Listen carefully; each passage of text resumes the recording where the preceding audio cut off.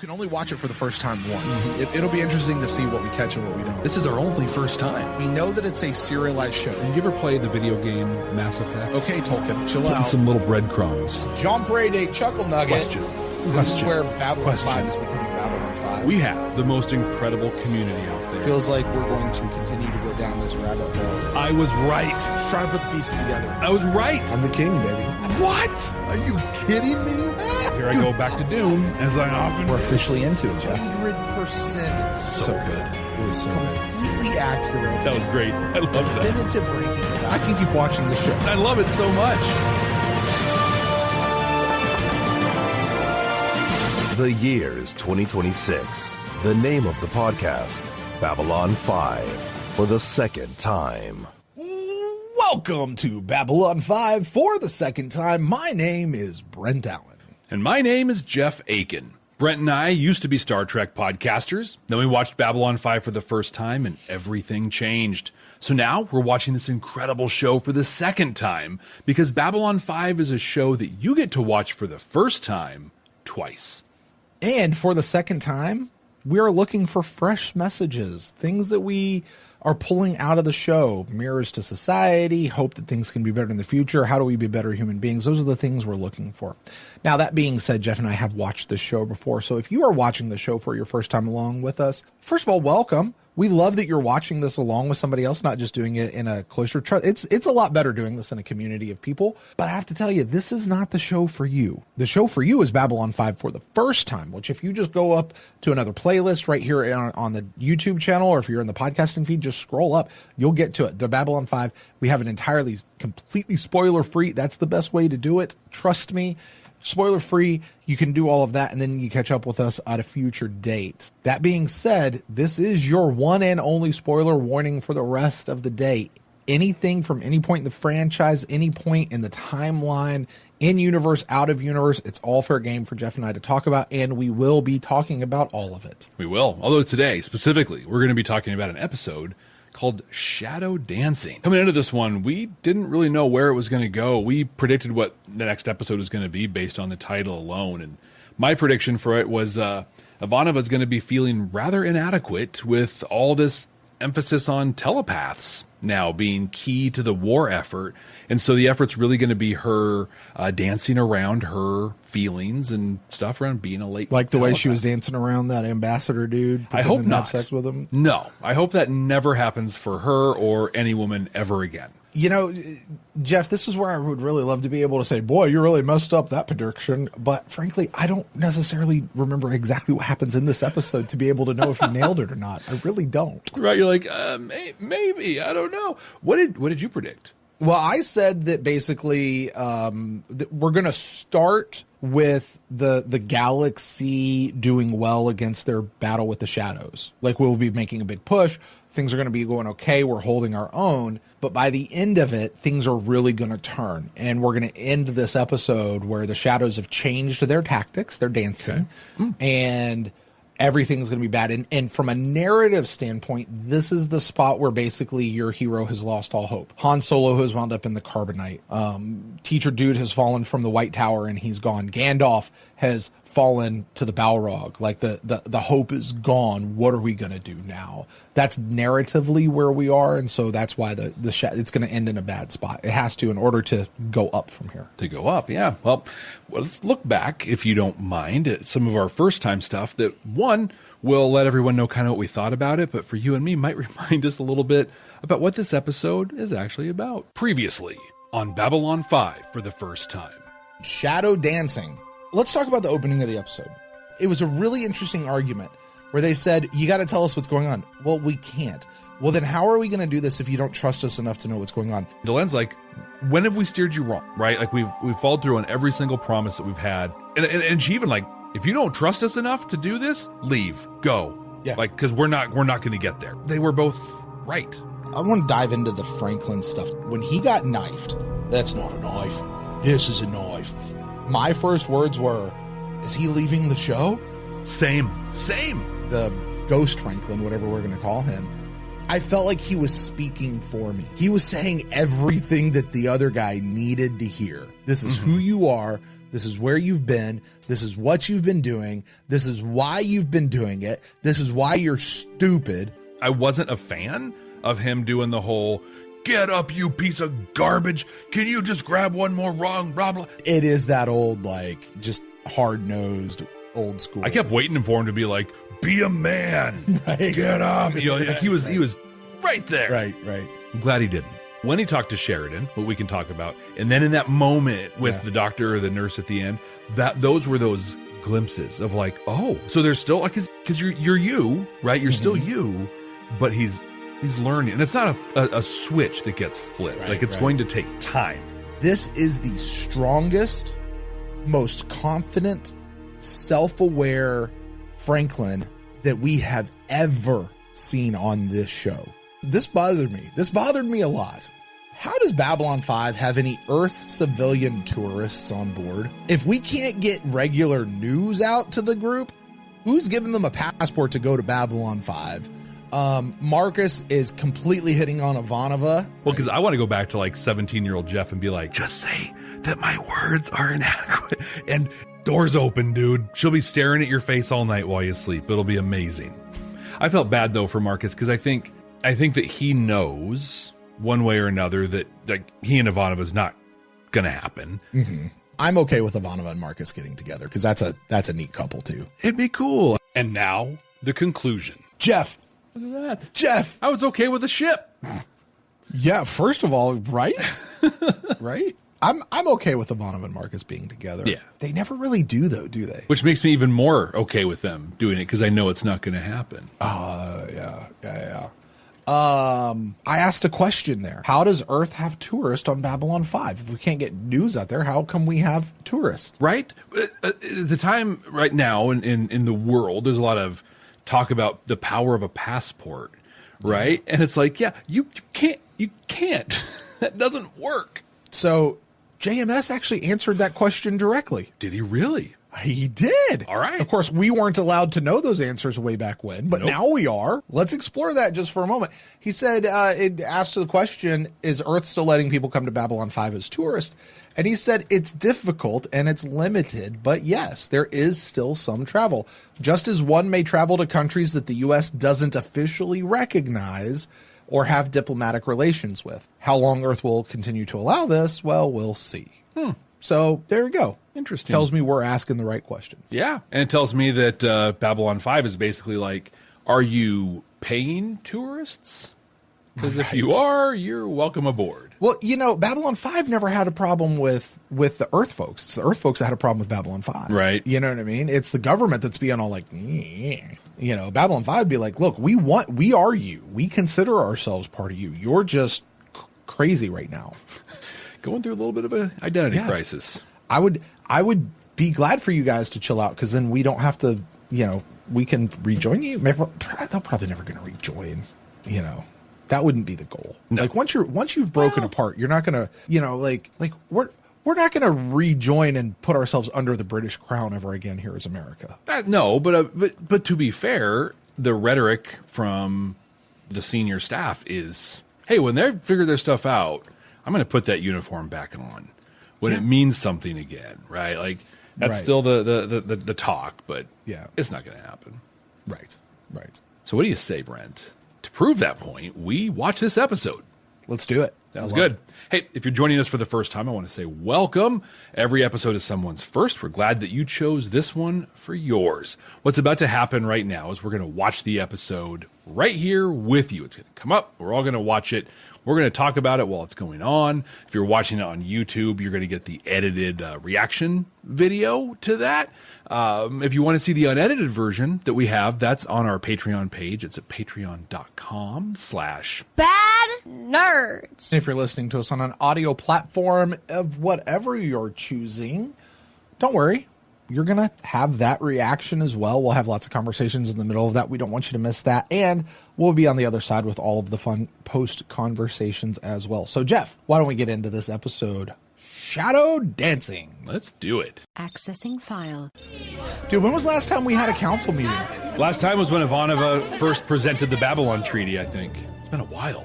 We had before us an opportunity to strike at our mutual enemy, the Shadows. If you wish cooperation, then why do you not tell us what the mission is? If we discuss this openly, he's got a point. There is every chance that the enemy will learn of our plans. You must trust us. It's also an ongoing theme with both Delenn and Sheridan. Because so far, we have kept every promise we've made. We told you that telepaths could be used to slow the advance of the Shadows. She's got the Supply you ranger with pin. telepaths if you didn't have your own. We have saved the lives of many of your people. If we haven't earned your trust by now, then please go. Nothing more will be required of you. She's not wrong. No. Why, No? What is she asking them to do right now? To trust that they need to put their ships on the line. Okay. And their people on the line. You're a foreign government.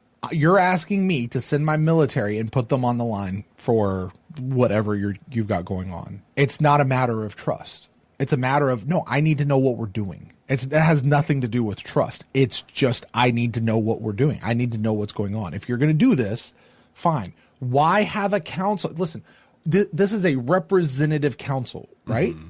These people are here to represent their individual governments. The whole point of that is so that you can communicate information that doesn't necessarily need to be out in the general public, but you can have people there who actually can make decisions and see what all of the information is. That's the whole point. I'm on the side of the folks here to say, hey, just trust me, bro.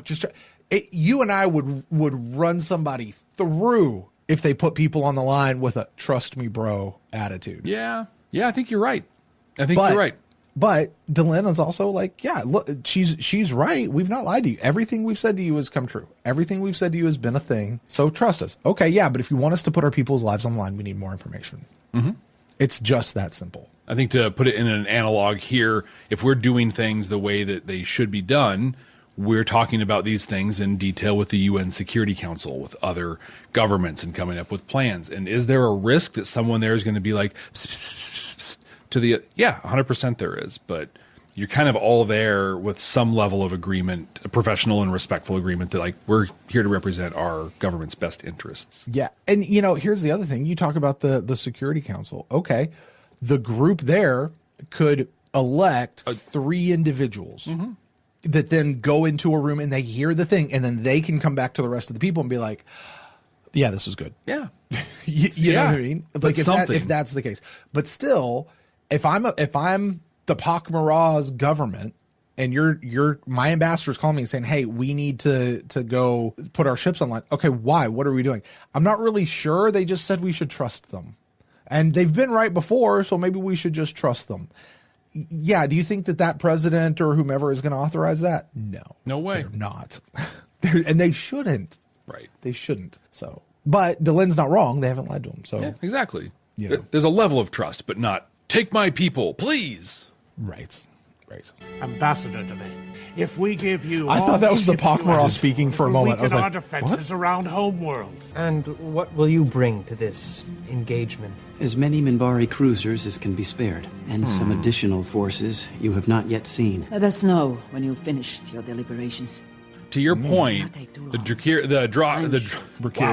Drazi, I was saying both of them at the same time, the Drazi said, we can't spare people, we need people to protect Homeworld. Lanier just said, we'll give you as many as we can spare.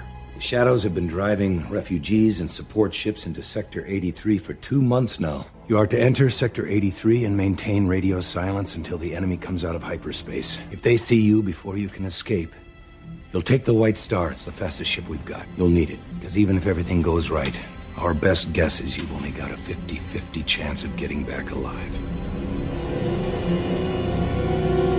Aye, sir. That's hope for a better future, or things are going to be better. Well, I mean, statistically, we all have a 50-50 shot every second of every day. We do or we don't. The others have gone to speak with their governments. They have authorized me to speak in their place. You will have all the ships we can spare, Delenn. Hey, great. I only hope we'll have all the ones we can spare. Because it will cost us greatly if you are wrong. Yeah, Delenn. Sheesh. Got Commander Ivanova on Channel 4. Any last-minute instructions? Aside from an old Egyptian blessing, I can't think of a thing. Then we'll see you when we see you. There was a Channel 4 mention, right? Mm-hmm.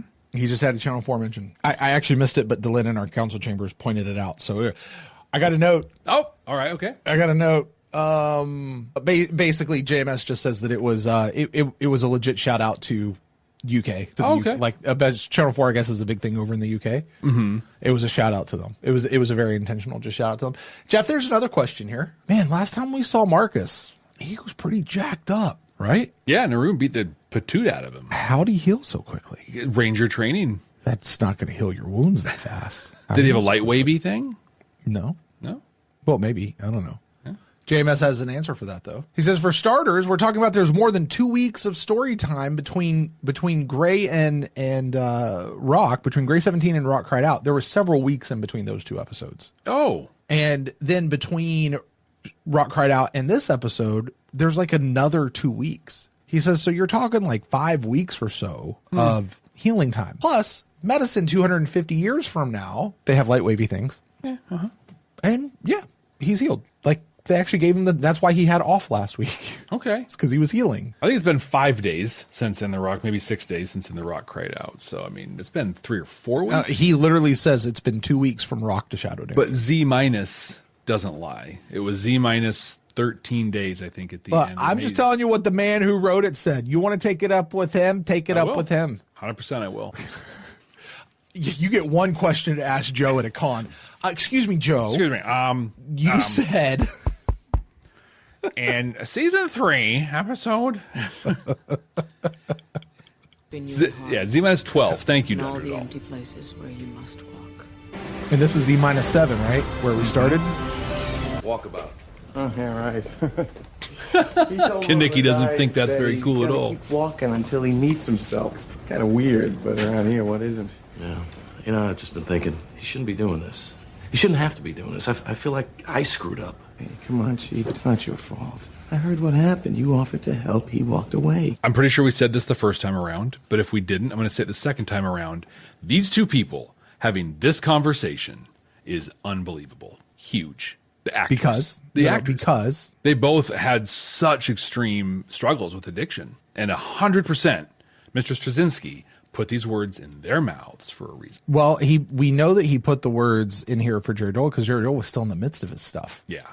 Jeff Conaway was actually like... He's doing great. He was doing great at this time, right? Mm-hmm. Yeah. I know. The thing is, sometimes people walk away because they want to be alone. Happens again, season 5 with... I want to see if you care enough to follow him into hell. Zach being like, what the heck, bro? I think I went the wrong way. James Cooper, I've told you before not to contradict me in front of Jessie. It's not good for her. But you can contradict him in front. Right? It looks like Phoebe Cates. It's a little girl. Yeah. Jessie! Get away from that filthy man! I told you to stay away from strange people. You don't know where he's been. Now, come on. You don't know where he's been. Oh my gosh. The disgustingness of that is appalling. With moms like that, it's a wonder our world is in the state it is now.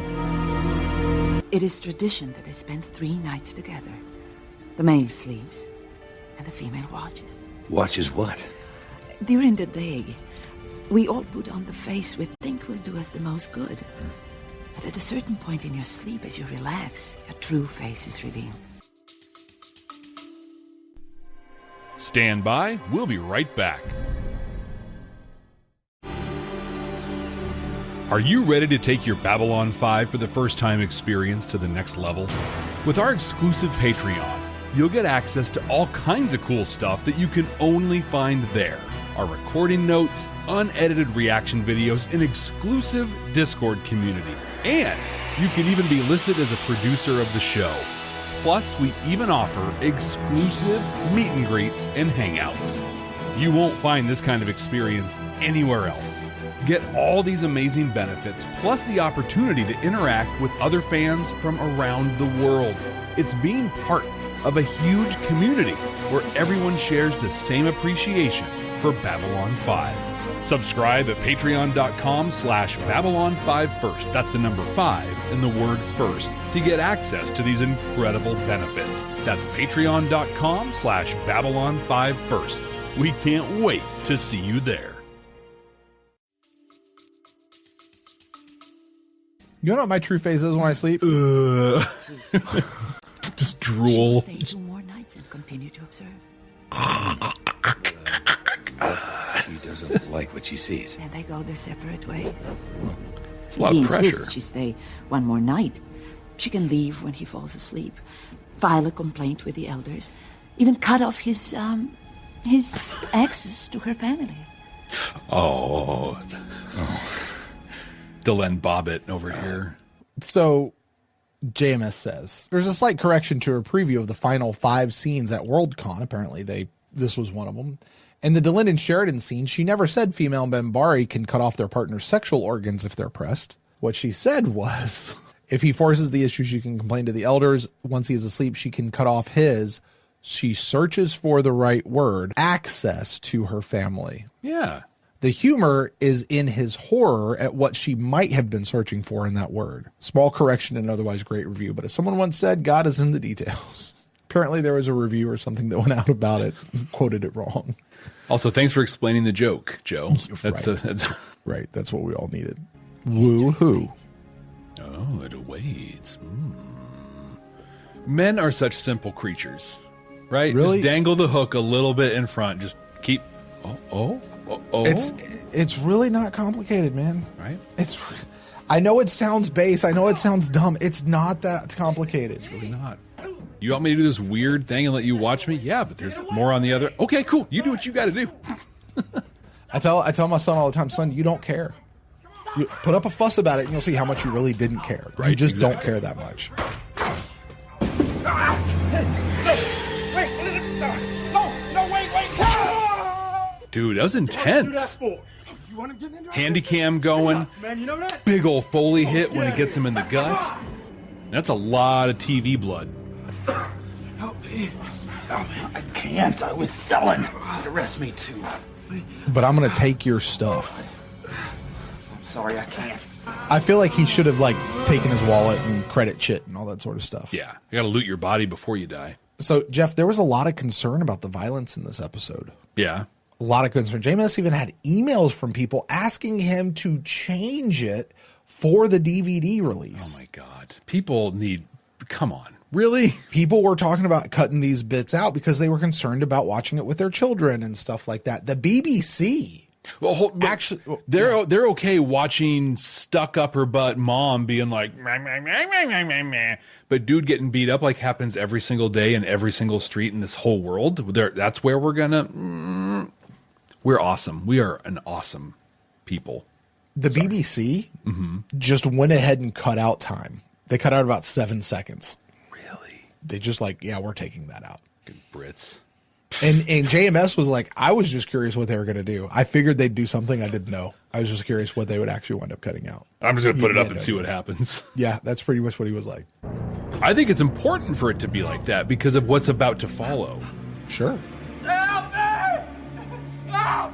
Somebody! His response to that was the implications are all there, so you don't have to have it. It just lessens the impact a bit. Yeah. You know, it would be kind of neat if after this, in addition to Franklin having his own revelation and stuff, he kind of became more of a champion for the cause and down below. Because he experienced what they experience all the time. Interesting. I mean, he already has been. He's got the, clinic and stuff, but... What are we? We in the Great Council now or something? Technical center. From here, we can keep track of the battle. I was literally just thinking, did I miss a line that they were going to go visit the Great Council? I don't remember Sheridan visiting the Great Council. It's just the same set. But it's our tactical room. Okay, then why are you showing it to me now? Just a slight correction. I said the BBC edited it out. Turns out it wasn't the BBC. It was just Channel 4, which is a very different thing than the BBC. Okay. That's better. Just technical things. Hey, somebody. One thing I love about this is when you get stabbed in the stomach, you don't just die. It takes a days. long time. Yeah. Unless you're on Star Trek, in which case right away. That's the real way to die is by stabbing. You get shot with a phaser, all sorts of stuff. You don't really die that way. You get stabbed in Star Trek, you're dead within seconds. Never stopping to think first. Now, look where it's got you. What in the shock? You said you had to keep walking until you... Aren't you a doctor? Can you help me? Walk about better. We said this throughout our first run. We've even talked about it quite a bit. In fact, I just said it a second ago. This episode does what Walkabout did, but it only did it better. I have to say, on this run through, I very much appreciate the fact that I think the first time around, I was still stuck in the idea that him meeting the girl was kind of him running into himself, and she was sort of supposed to be feeding back to him all of the stuff about himself. Yeah. Being on this side of it, going, no, that's not actually what she's doing there.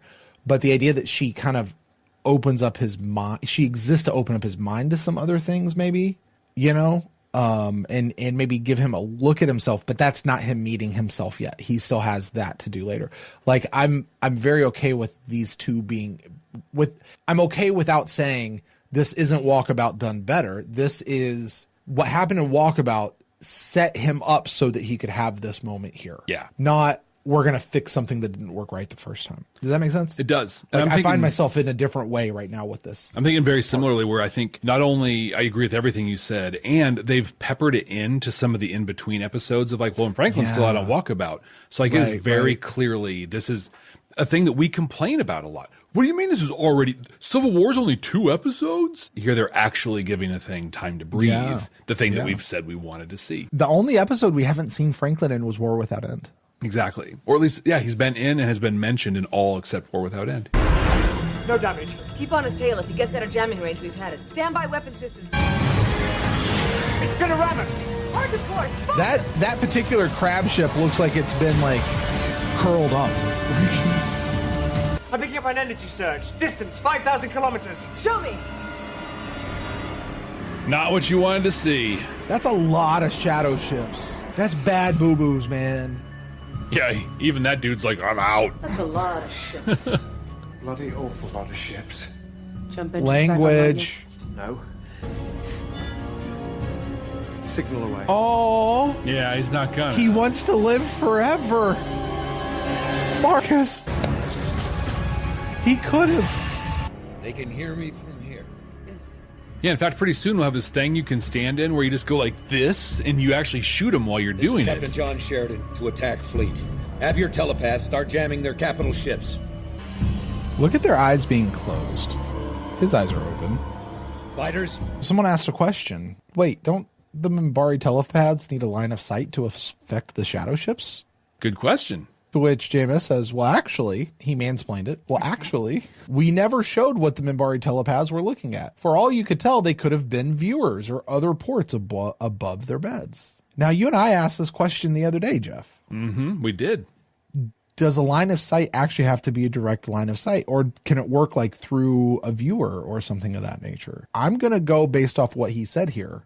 Yeah, it could. Yeah. It's like you just have to be able to focus where you're going. And if I'm focused on that object, wherever that object is, I can tune into it.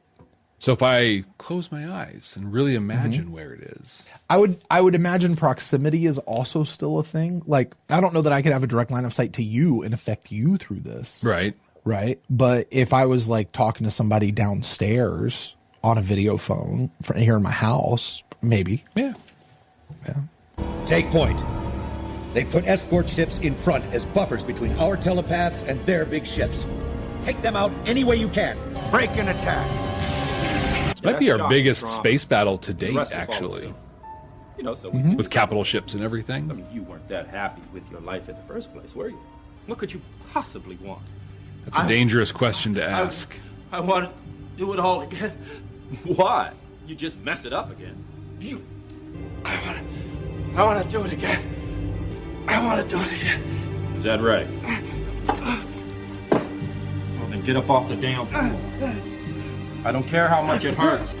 Don't you go passing out on me, because that's just another kind of running away. I can take responsibility. I know you said you didn't like him doing this. I love it. Yeah? Yeah. But I'm of this ilk. I'm of this old school football coaching. Right. You know, pull you along. Man up, son. Let's get it. But they're right there next to you. They're coaching you the whole way. Did you ever see? I want to say it was the movie The Blind Side. Okay. Sandra Bullock. Might have been a different movie. It was one of those like high school football movies. Okay. Right. And there was a coach and the player, like he was going to have him do these like bear crawls basically like, across the field, and the player, he's kind of a chunkier dude. It's like, coach, I can't do that. Oh, coach, I can't do that. And he's like, and like, he just get, and he puts a blindfold on him. Get down, go, get up and go. And just, you know, and the guy's like, you know, and he's just there. It's like, keep going. You can't, don't give up on me right now.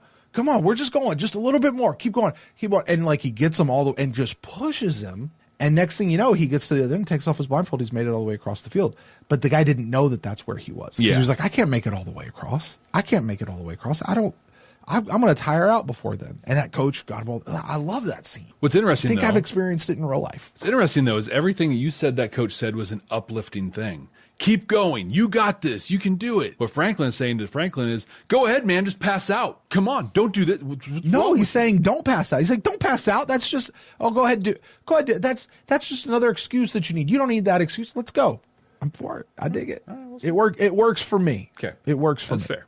Buddy, show me that you want it. See, show me what you want. That's it. Come on. Come on. Get up on your own 2 feet. You stand up. Do it all over again. See? You stand up. You stand up. Engines online.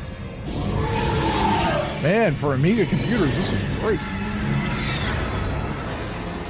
Listen to that music. It's so good.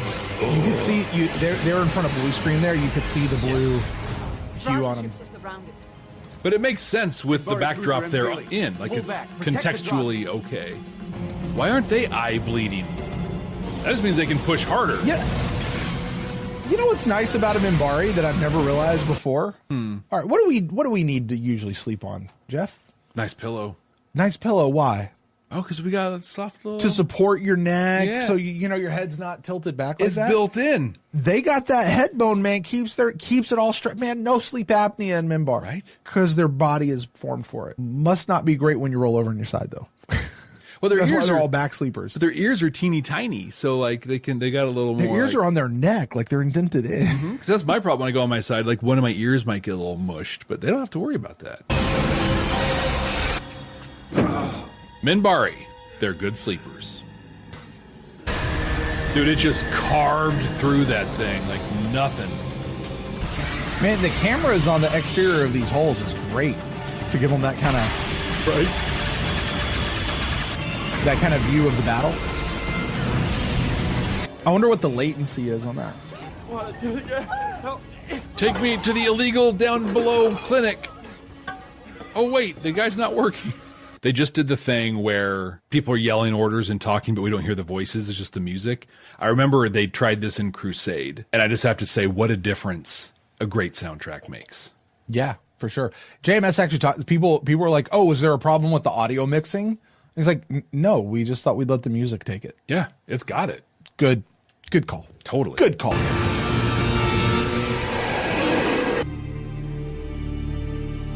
That's awful. All these people died. Let's kiss. I love that look on his face, though. It's that bittersweetness of victory. I noticed none of those people were actually talking. Guess I really screwed up, huh? None of those people were saying a word to him. Because usually you see that it's, what's your name? What BP's dropping over? Whatever. Like, yeah, like we don't care. Nothing was happening there. They don't get lines. We're not paying them for that. Immediate treatment. Mostly burns, but there may be some radiation scarring. Garibaldi's got the... I'm not going to say I told you so, but... We were taking bets on when you were going to come Right. around. I want you to know, I've lost 30 credits already. I was stabbed in the back and left to die. How the hell should I feel? Hey now, that's much as ever. it's pretty personal. Get that spicy language in You know, with all this, I just hope you found what you were looking for out there. I don't know. I wonder who wrote the Book of Love. No, I really wonder if he wrote that, JMS, and he didn't even type it out and then delete it. I really, wondered if you found what you were looking out there. The Franklin's next line would be, I still haven't found what I'm looking for. Right. I really want that to be something he did, just because. What I needed, not what I wanted. Which was? Short, sharp kick to the head. Oh, well, hell, I could have done that for you. All you had to do was ask. Yeah, well, you would have enjoyed it too much. So you didn't meet yourself? Yeah, I did. Found out I didn't like myself either. Well, as revelations go, I guess I've heard worse. I better let you get some rest. You need it. The interesting thing is it's not him who didn't like himself. It was himself that didn't like him. You know how long it takes to get a new doctor out here when we're not allied with Earth anymore? He just saw his team being capable without him there. That's a big deal. Okay, what did we just see? We just saw Anna. We've done all we can to keep a low profile. Now, it's only a matter of time before they come after us. So the only questions are how and when. Perhaps they're reluctant to try. Okay, so what we know, though, is this Anna we're seeing is not the same thing as Morden. Correct. This is an Anna that is basically still a zombie with a computer chip in her brain being controlled by the shadows. Yeah. Kind of almost very Gouldy type situation. Absolutely. Whereas Morden is still him. Mm-hmm. Last year when I was hurt, he got inside my head. He spoke to me, sent me these images. One of them was you saying, "Do you know who I am?" A week later, you tell me you're a latent telepath. Said you sometimes don't know who you are. Hey, real quick. So Kosh put this question in his head with Ivanova's thing. The Shadows question is, what do you want, right? Mm-hmm. What's the Vorlon's question? Who are you? Wearing the uniform of a psycho. Well, we're working with Bester now, and that was unexpected. Well. So that tracks. Oh, we're working with Bester. Yeah. What? He sent me an image of Garibaldi saying, "The man in between is searching for you." Man in between, he could have meant Sinclair. Maybe, but I don't think so. Somehow it doesn't feel right. JMS answers who the man in between is. It's Justin, right? It's the person who sent Anna. Oh, okay, Yeah. okay. Which is Justin. Okay, Which good. is Justin. Yeah. The last thing was you, dressed all in black as if for a funeral. You said, You are the hand. You are Of the the king? hand? What the hell's that supposed to mean? Why would I say anything as dopey sounding as that? I don't know. What did Technomage dude say to Londo? He's the hand. I see a hand stretching out over the universe. Doing what? I don't remember what he said. It did. Killing people? Didn't he say, like, doing all sorts of bad stuff? Yeah. This is the thing we were confused about the first time around. There's a lot of hands. Is it Londo? Well, we Is it saw Sheridan? the big tiki hand, like the big god hand. We thought maybe it might be that. But Council Chambers, help me out. What did he actually say? What did Technomage dude say about the hand? I see a great hand reaching out. Sarah says he said it was Londo's hand. Yeah, I think it's a different hand. This is just like, All right. it's all hands. So this is not a connection to make. I don't think so. Okay, fair. if Kosh sent it, it must have meant something. Odd that he would use that image, though. Why? Well, you have two hands, do you not? Each equal and opposite. Well, So not you're quite saying equal. The man in between is your equal and opposite? So Justin and Sheridan are supposed to be two sides of the same coin? No, Sheridan and Like- Sheridan. Maybe. Well, if that's what it is, the man in between knows who you are now that we've... When we watched that All Alone in the Night, we got the breakdown from JMS, and it was that there's the Sheridan that is now, and then there's the Sheridan that is later. Those are the equal and opposite thing. But then the man in between, he even said then is Justin, but he didn't say Justin, but he meant Justin. kicked him hard and where it hurts. Assuming it means anything. They told me you wouldn't be up and about for a while. Well, I'm not. Won't be for a few days. What if Franklin was in a wheelchair for the rest of the show? Wobbly. That would be actually pretty great. I can only stand for a few minutes, but I don't need to stand and talk. It would Exercise. complicate things just in a Generally blocking. make a pain in the ass of myself. Like it'd be a pain I in the know it's butt for the rest of the unofficial, show, but it would be meaningful. Mm-hmm. That's why I came down to see you, Stephen. Your job's waiting for you. If you want it. Thanks, John. I don't know if you noticed, though, but I was just doing my job. Take it. And I can define myself by what I am instead of what I'm not. And what are you? Alive. I'm so glad he didn't say a Everything else is doctor. negotiable. So glad. JMS talks about this. People had asked him if he'd ever gone on a walkabout, and he was like, no, not really. Yeah, I've kind of walked around the city. And he said it didn't hit him until after he was in the middle of doing this episode, or maybe even after this episode had been made. No, this was his story. He used to go out among the city and just kind of walk around, right? Mm-hmm. For no reason, trying to find whatever. And we know this from his autobiography. One night he gets mugged, he gets jumped, and he refused to die. Yeah. Because he had more stuff to do. And he's like, he might have even been at like a conference or something in the middle of it when it hit him. Oh wow! Like, this was me. A lot of this thing, like Franklin coming back, going, no, you don't understand. After this, like nearly dying, has made me more alive than I've ever been before. Mm-hmm. You know, so that was really interesting. That's really cool. It's cool that he didn't realize it, till afterwards. Whoa. Whoa! Does she really now? Look at his look. He's like, whoa. Better get some rest. Don't worry, I intend to. It's good to have you back, Stephen. You get some rest too there, John. A thing that came to mind when Franklin was He's like, I've run away. I was running away. What I thought was like, I ran away and I crawled back. But what's important is that I'm back. Or what's important is that I'm here. Oh, yeah. That would have been really cool. Where on earth did you learn to hold a cauterizer like that? Let me show you how to do this. Look at him. Now he's teaching. Yep, now right in. he's not yelling at this guy. He's like, hey, let me show you, young man. Come here and let me coach you. It's like, I got you. So the script here specifically says the extras should not make a big deal about seeing Anna. Yeah. The stuff that happens here is something that the director did on set and is not what he had in mind. It's not that big of a deal. I just figured she's a striking, very beautiful woman, and that's why everybody's looking at her like that. Okay, that's fair. It's very much right for a my eyes are up here scene. Right. Because, like, nobody here should know who she is. Yeah. Like, and there's only one picture of her ever, and it was of a different version of her, so... God, what a long night for her. Hey, Dylan, what if he has his ugly face now, and you're looking at the snow globe? Hello. You must be Dylan. I'm Anna Sheridan. I'm Anna Sheridan.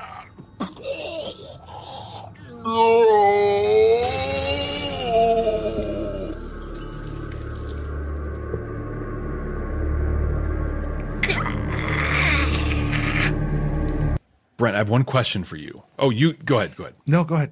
Do it. Did JMS say anything about the brilliance of one Jeff Akin piecing together way back here that this was going to happen? Or no?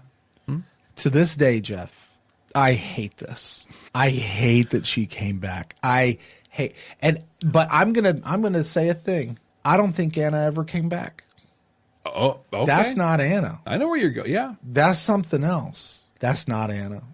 And frankly, John comes to that exact same conclusion. So, the fact that it is her is just one of those things. Like, it almost seems beneath JMS. Like, really, that's the thing you're going to pull out. Like, really, here's the saving grace to it is that it's not actually Anna. Like, it actually makes a whole lot of sense, right? We go out there, we're on the Icarus. Everybody gets absorbed. We assume everybody that was on the Icarus except for Morden gets plugged in, right? Or they gave people gets plugged in. Anna saying, "Well, no, I'm not going to serve you at all." Fine, and now she's in there. They're just using her body, right? Using her brain.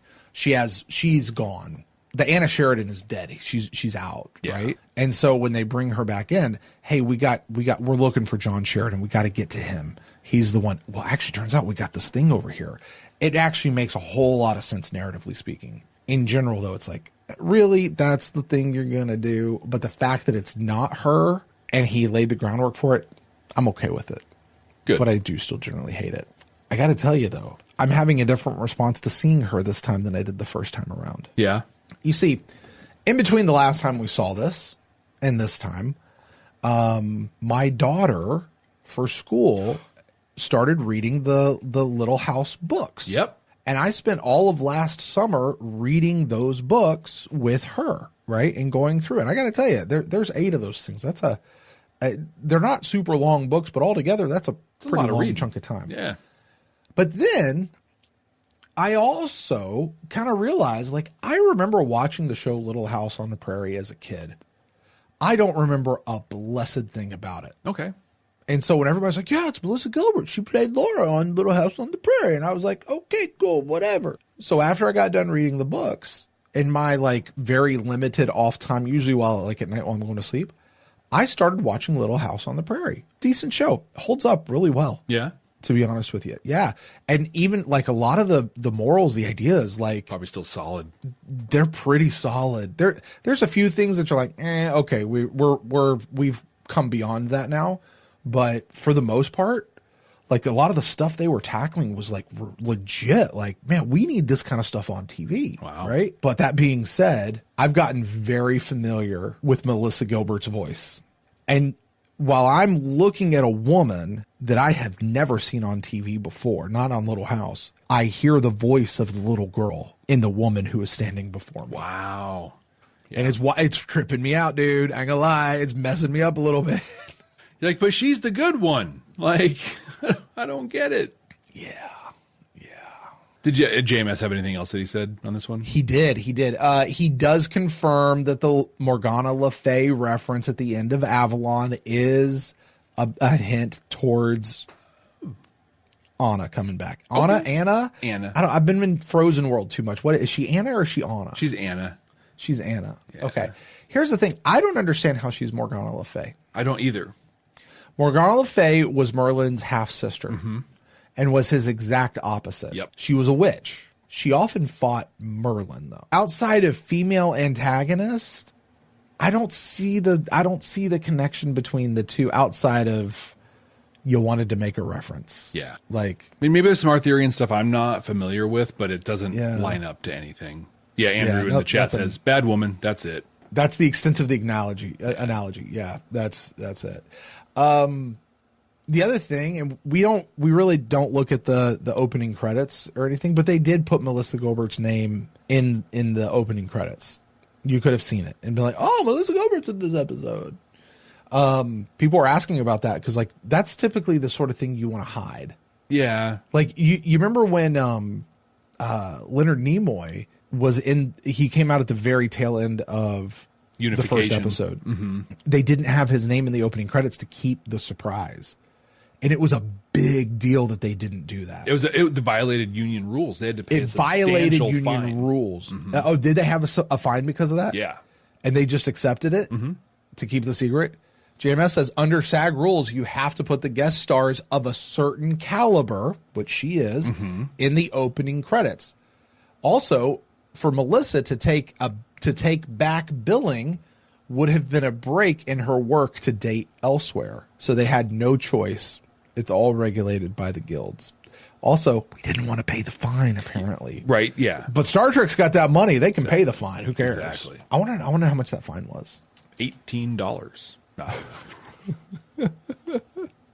Probably quite a bit. Man, what'd you think about this one this time around? I'm going to be really honest. Yeah. I was a little bored during this one. Really? Yeah. I thought the battle was beautiful and neat to watch. It was too short. And the Franklin stuff I appreciated, but it did not have the impact for me that it had the first time. Because, like we've talked about a number of times, I've been seeing season 5 Dr. Franklin the whole time. Yeah. And so this, while I acknowledge this as a transformative moment for him, I think, like, in my head, it was like so much it was like 38 minutes of the episode. And it was like 4. I felt like it just kept coming up last time. And so I was like, oh, it's a little thing. And bored's probably too strong of a word, but I just kind of felt this was more of like okay. All right, so now the Shadows know we're here and Franklin's on the mend, so okay. You know, I had a theory in the first watch that the 2 episodes before the finale was the big wham episode. Yeah. And then this episode, the penultimate episode, was very much a lull. And then the next episode was not quite as big as the 2 episodes ago, but still much bigger, but it really sends us off into the next season. Yeah. I'm looking at that right now and I'm thinking, Rock Cried Out, Shadow Dancing, and then I know what's coming up with Zahadum. Yeah. That does not work at all with these 3 episodes. Nope, it does not. It really does. Like, that's just, it might have worked for the other 4 seasons. Maybe. Maybe not even season 5. Well, season 5's an anomaly. It is, right. I mean, even if you take off Sleeping in Light and you just go with Objects at Rest and then Objects in Motion, like, that's kind of that would be a good season finale. Right.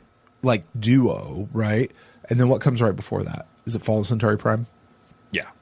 I forget. I think so. But season 4 is another one that, doesn't quite, because you got the deconstruction at the end that's kind of a weird... Like, it basically ends on episode 21 also. So, I mean, maybe it works that way for seasons 1 and 2. That's all I have. Is where we're at. That's all I have. Yeah. Yeah. What were your thoughts on this one? Just that pretty much? Or I was not bored. Actually, I feel like this episode was a really good episode. I really enjoyed this episode. Enjoyed the space battles. Thought that was a lot of boom, boom, boom. I really enjoyed the Franklin stuff in this one, and I think it's because this is where we get the Franklin that we come to know and love. Exactly. Yeah. You know, and as you mentioned, we've always been looking at Franklin through season 5 Franklin eyes, And we're like, and you see him at the very end, like, hey, come here, son. Let me show you how to do that's the guy. That's our guy, right? And to see like this is how he got there, I'm good with it. And there's the Delenn Sheridan stuff. Like, it's not so sappy to me anymore. Anna comes back, and you know what I'm glad with Anna is I know that after next week she's done. See, that's the thing. This too. isn't an ongoing thing, right? You know, like I think the first time around one, I was over the moon that I had nailed that. But also, I'm like, this changes. Oh no, never mind. No, she literally just gets blown up in a week. Yeah, which is kind of glorious to see. So I do kind of love the fact that I guess she was married to Bruce Boxleitner at this time. Yeah. Like, so easy get. We're going to see wedding photos of them that are actual, their actual wedding. Their actual photos. wedding. Mm-hmm. It's kind of neat. It's kind of fun. It's kind of neat. You know, what I did love about this one, though, to kind of transition, this isn't quite messages, but segue into them, was the Franklin scene for me hit harder personally than it did in the past because as I shared, I went through my version of a walkabout. And it really is that. In the therapy that I received for a long time, and we still come back to it, but use the modality of internal family systems, or IFS. And so, like, basically, you have the concept of your true self in that, and then there are parts that have basically spun off to protect true self and the stuff in there. And the cool thing about the modality is there are no bad parts. They're all there to protect you. Their take on protecting you might not seem so great, but they all have great intent. And like, this was really him having a talk with true self, coming out and just being like, what have you been doing, man? Like, what is this? I thought it was really well done given the time. You know, it's a one episode thing and it's a part of one episode. I think it was done really well and very compellingly. But it just really hit me in a different way than the first time I was into it for Franklin. This time I was into it for me. Personal experience. And that, you know, that's a really good point that I don't think we talk about or recognize nearly enough of how much personal life experience colors everything. Really colors everything that you say. And, you know I make a lot of sort of blanket statements, but I do try to caveat of like, hey, listen, this is just where I'm coming from. Yeah. I try to, I know I don't always do great with it, but I try to be like, hey, other people could have different experiences. I'm just telling you, this is my viewpoint of it based on my thing. But it really does color that. So you did mention kind of transitioning into messages. Did you pick up anything new this time around? You know, one that I don't think I got the first time around this time was what Franklin said at the very end. And just to flip it around, the message is focus on who you are, not who you are not. We all know people who define themselves by the things they don't like or the things they don't want or the things they don't want to do. And those are important things to know, right? Like it's good, but that's not who you are. Right. And it's just as a stupid example, but one that might resonate with some people. For 30 years of my life, so up until 8 years ago, I would not eat sushi if you held a gun to my head and told me to eat it. Like, everything about it disgusted me. And I'm like, I'm a person who does not eat sushi. You know what I am now, Brent? You're a person who eats sushi. Anytime I can. I love the stuff. It's so good. And so if I had defined myself as a person who didn't like sushi, then who am I now? Who even am I? Right? So I just think that's a really big thing. We have talked about the idea of knowing who you are ad nauseum throughout this series, and I think this is just a different take on it that I really appreciated. What about you? This was something from Franklin. Again, he's there. He's all kind of beat up, and he's talking to Garibaldi. And Garibaldi says, hey, did you find what you were looking for? And he goes, I found what I needed. I didn't find what I wanted. Yeah. Or maybe he said, I didn't find what I wanted, but I did find what I needed. And I just thought, you know, it's really important to recognize the difference between getting what you need versus what you want, especially when you don't get what you want. Yeah. I got something. That's actually what I needed. It's not what I wanted. You know, and that could be as simple as a food choice that you make. Right. You know what? I actually really needed that apple. I wanted the candy bar, but I needed that. Like, that apple's actually helping me out. Yeah. You know, as I'm going to go play ball or something, you know. And it could be much deeper than that. It could go much further than that with other things in life. There's 1,000,003 examples I could give, so I'm not going to give any, but you guys know what I'm talking about. But I think it helps you not just deal with it better, but like it's a mark of maturity. Mm-hmm. Yeah. To be able to go, yeah, you know what? That may not have been what I wanted, but it is what I needed, and that's good. I think about it to just to make it a little bit religious, but even if you're not religious, you can probably relate to this in some way. But oftentimes people pray for what they want, right? Again, I quote St. Francis quite a bit, but he has a prayer, the prayer of St. Francis, and it basically says, make me an instrument of your peace. It's like, don't give me what I want, give me what I need to do what you need from me. And so often, that's not going to be the thing that I want, but it is the thing that I need. The thing that I need right now, Brent, more than anything, is for you to rank this bad boy. It's my turn? I thought it was your turn. It's your turn. I get to put this one down. Yeah. Oh, jeez. Which might set some people's minds at ease, given what we just said about what we liked on it. So this is our, again, Mr. Straczynski. I'd call him Mr. Straczynski when it's when I'm going to really come down on him. This is the objectively correct ranking. Objectively correct. It is. Of the season 3 episodes until we change it. And you're going to place this one. I am going to, again, take kind of a guess at where you're going to place this. So I will start at number 8. That's Seek Transit Wir. And number 7, we have Passing Through Gethsemane. Number 6 is Dust to Dust. 5 is Interludes and Examinations. And in number 4, we have Ship of Tears. Brent, where are you going to place Shadow Dancing? All right, remind me. Ship of Tears was Bester and Carolyn. Correct. Okay. Interludes and Examinations was... Kosh Dying. Okay. And then Dust to Dust was the Jakaron trip. Yeah. Passing Through Gethsemane was Brother Edward, and Sic Transit the Weir was Lindesty. And Voices of Authority was Chicky. Yeah. And everyone knows what that means now. You're in the right zone. I'm going to talk through this real quick. Okay. All right. This is an objectively correct ranking of the episodes. Yeah. And we're ranking them based on which episodes are better than the other episodes. No, we're ranking them on where they rank. Which means better. That's a way to look at it. Now, what is better episode to episode could be different. One episode might be really high on messages, but some other says not, but it still makes it a better episode because of the message, right? We talk about this. Since day one, we talked about this with Star Trek. Like, the worst episodes could have some of the best messages, right?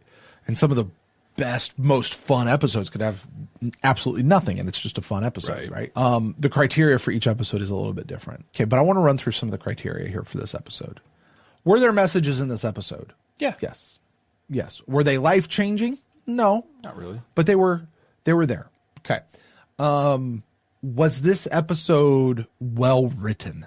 Yes. Yeah. Was this episode well acted? Yeah. Yes. The only thing, honestly, the only one that I really kind of had a problem with at one point was Mira. Really? And it was just at the beginning in the council chambers where she sounded so odd. And I was like, Dylan, are you really in that mode right now? Like, she sounded like she was like fighting for something. And I was like, yeah, settle down, honey. It's okay. Like, you're okay. But other than that, excellent acting all the way through. All the other production stuff, the effects, the lighting, there was some interesting camera work in this one. They did stuff in this episode that they shanked dude. Right? Yeah. The split screen between Biggs and Biggs on screen together. I mean, technically this episode was there. Would I watch this episode again? You know what? I would watch this episode before I did Ship of Tears and Interludes and Examinations. Yeah. And Dust to Dust and Passing Through Gethsemane. I probably would watch Dust to Dust over Ship to Tears and Interludes and Examinations, but there are reasons there. Again, criteria kind of shifts for every episode, right? But in my mind right now, Jeff, I know you said you were kind of bored. I wasn't, and I get to rank this one. Yep. This is our new number 4. 4? It's our new number 4. It's going to shift everything else down. Wow. I think it is a better episode than all of those others. Wow. Okay. Jeff does not agree. I do not.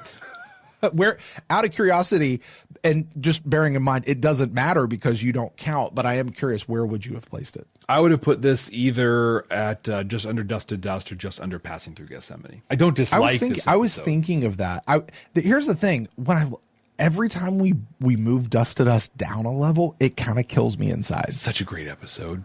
It kind of kills me inside. But, they're talking about in the chat right now that we're cheating by ranking the trilogy together as one. But the fact that you called it a trilogy, to me, says we did the right thing. Yeah. And how can we cheat when we're the ones making the rules? Buster! Right? Oh, Brent, that's going to do it for Shadow Dancing. Next week, we're wrapping up the 3rd season. We're watching Zahadum. Zahadum. Do you remember what you thought about this one the first time? I do. I have never heard of this episode before in my life. They've never said the words ever. Never said the words ever. No, man. Oh my God, dude. What don't I remember about this episode? I'm kind of excited to go watch it to find out what I'm going to pick up on this time that I didn't catch the first time. Dude goes to Zahadum. There's the whole thing between him and Anna of like, should I, shouldn't I, should I, shouldn't I? And turns out Sinclair, oh my God, Sheridan is steering this thing from the beginning. Right? And he does, like, in spite of everybody telling him not to go, he's like, no, I gotta go. Because it's the thing. And when we get there, we have the meeting between him and Justin and Morden, and they explain the backstory. I got to tell you, though, I still don't... I know that we are to take them as telling us the truth, and that is what the actual motivations of the Shadows are. I don't know that I believe it, because I still think the Shadows are the bad guys. You do. I don't know that I believe... Like, I think you're just you're telling me you're telling me something to try to make it seem okay, and it's really still not okay. But whatever. I mean, the nuke's going off. Garibaldi's secret mission starts here. Well, eventually, we'll find out what it really was. But look, here's the thing. You're going to be ranking this bad boy next week. It would not shock me, and it might even be right, if this finds its way. This episode, in my mind, sitting here in this chair right now, is either going to be 1, 2, or 3. And it could be number 1. The best episode of the whole dang season. It could be. Mm-hmm. It could be. And I don't know. I'm not trying to influence your vote for next week. I'm just saying that's my memory. That's what I remember, is that's how good this episode is. Jeff, how about you? What do you remember thinking about this episode? Same. I mean, but the thing that outside of in addition to what you thought, I remember coming out of this with so many questions. What was the secret mission? Where did Sheridan go? What happened to Morden and everybody? Like, we had all these big questions coming out of it. We know the answers to those now.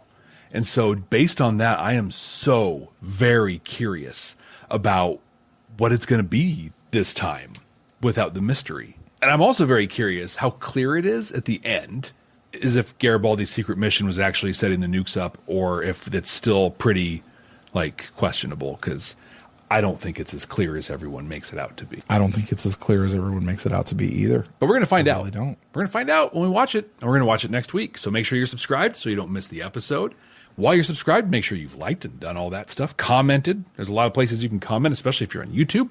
A lot of the podcasting apps allow you to do that. Spotify, Good Pods, things like that. If you want to see all of our unedited stuff, Babylon 5, Stargate, anything else we have going on, that's at our Patreon, patreon.com/badnerds. But what I really want you to do between now and next week is share this show. Share it because you want to. Share it because we so appreciate it when you do.